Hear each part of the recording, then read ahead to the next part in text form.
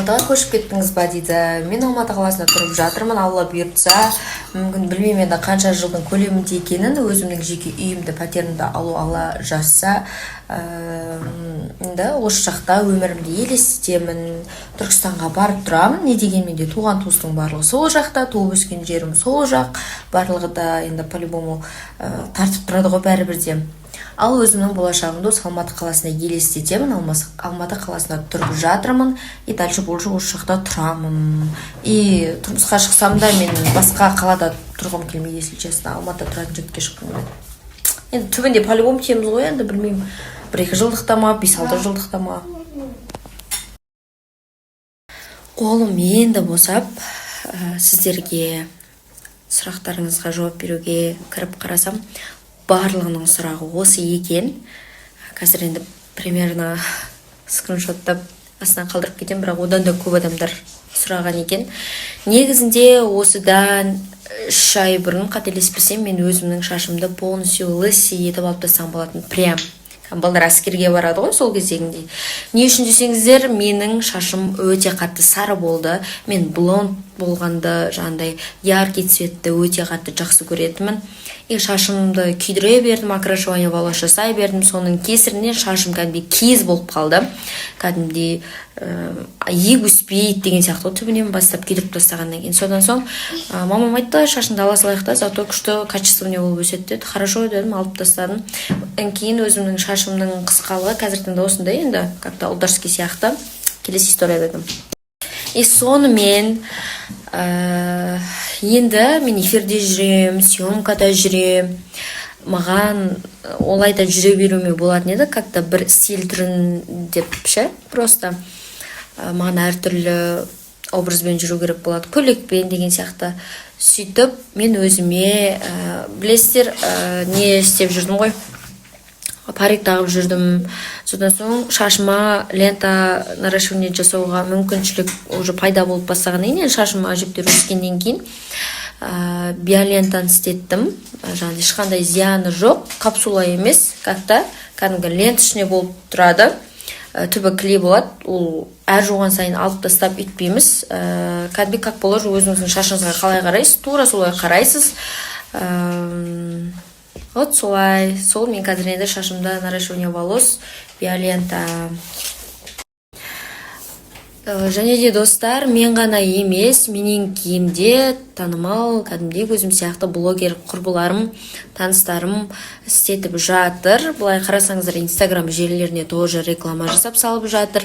Енді ол кісілерде жаман нәрсені сіздерге предлагать етпейді ғой. Оның үстіне мен уже бұл биолентаны істетіп жатқаныма уже 3-ші рет.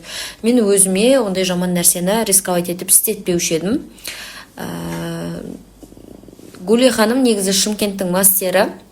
Қазіргі таңда Алматы қаласында, Алматы қаласының тұрғындарының құлағына алтын сырға, егер де ешқандай зиянсыз шаштарыңызды ауыртпайтын біреудің шашы емес, шет мемлекетте, яғни Россия сияқты, Сингапур сияқты мемлекеттерде белең алып танымал болған, бұл биолента наращивание волос Қазақстанға енді келіп жатыр.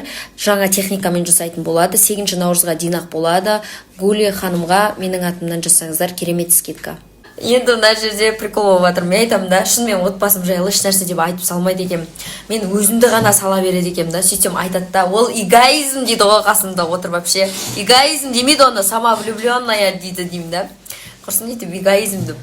Енді осындай сұраққа жауап бергім келіп тұр. Андай көпшіліктің андай қоя беретін сұрақтар болды. Қай жылғысың деген сияқты ондай сұрақтарға жауап бергім келген жоқ.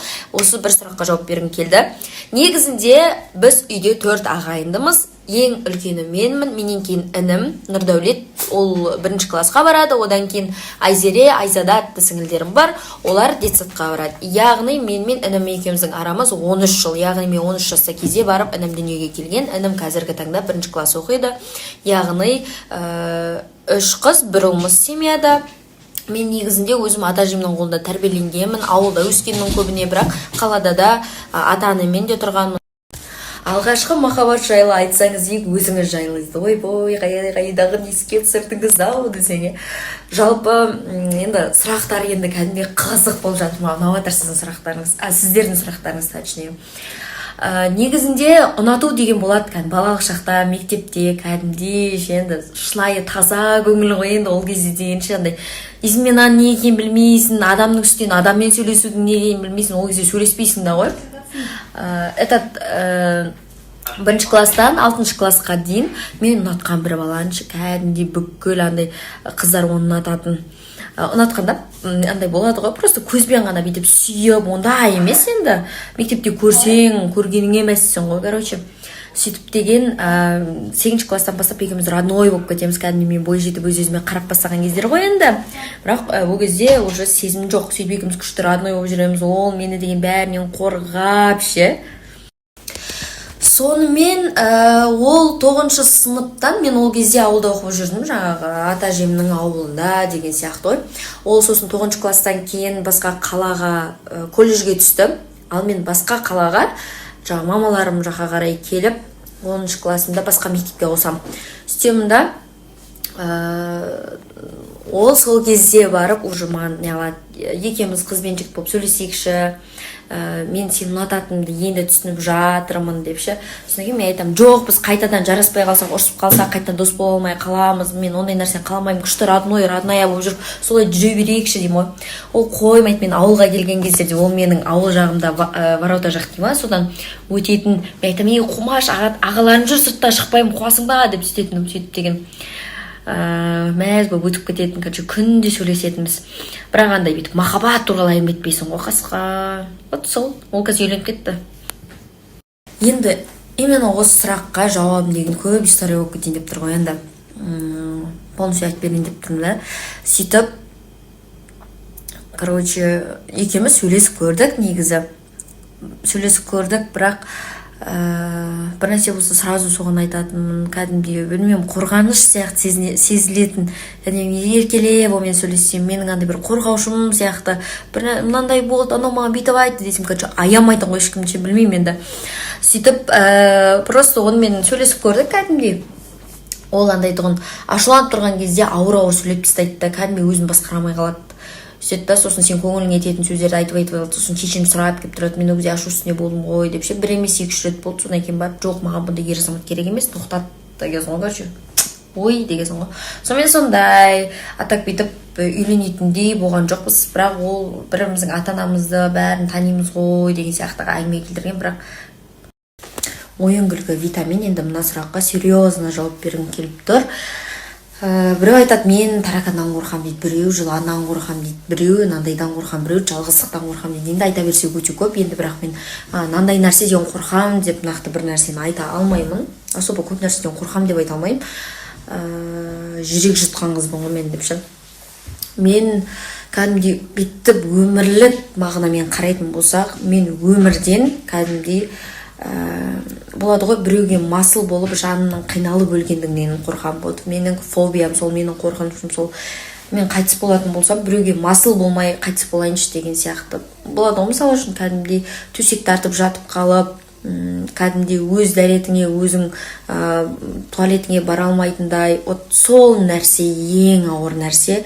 Мен оны өзім білем, сондықтан да ешкімге жауыма ондай нәрсені тілемеймін. Сол. Короче, осы жақын арада біреуді ұнатып кәдімгідей сондай болады менде. Сосын, короче, өз бүйтіп іздеп, қадамдарын жасап, мен сондайға үйреніп қалғам ғой, енді ухаживать етіп, ерке деп күнде жазып іздеп, мен сондайға үйреніп қалғам, андай вниманияға. Одан ондай нәрсе онша болған жоқ та.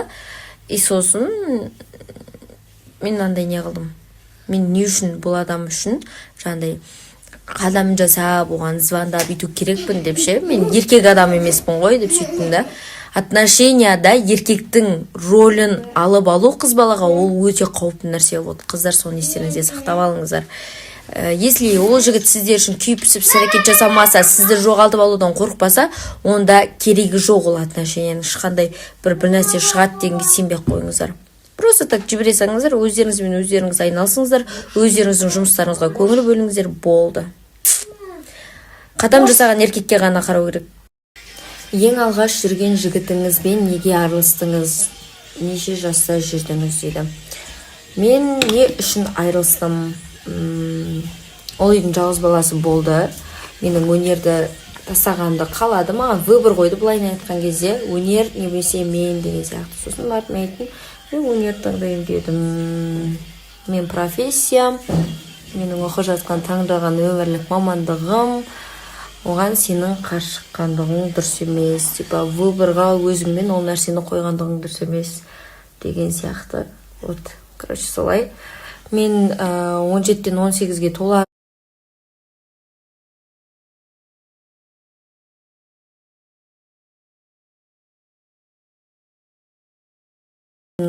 жылы, мен туған күнім жазда ғой, бірінші курс студенті болып, университетте оқып жүрген кезімде жүріп бастадық. 1 жылға жетер-жетпес. Вот, сөйтіп айырылысып кеттік. А так негізі серьезно бірімізге сондай көзқараспен қарағанбыз, кәдімгідей тұрмысқа шығармай үйленетіндей болып.